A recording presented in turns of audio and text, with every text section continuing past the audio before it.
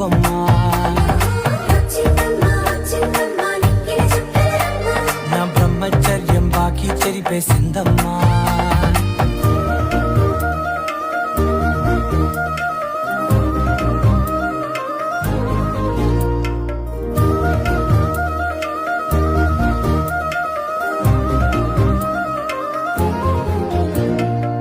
ఏకాంతాలన్నీ ఏకాంతం లేక ఏకరువే పెట్టాయే ఏకంగా.